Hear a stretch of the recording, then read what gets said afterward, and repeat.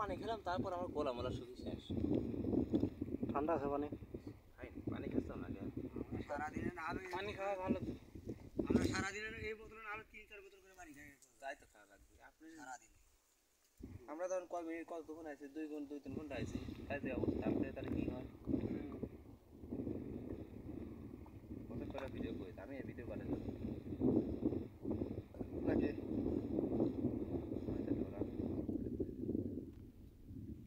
ले जाओ यार वीडियो निस्सु कोई था যাওয়া বসতে দেখে ভালো তো দূর মারলি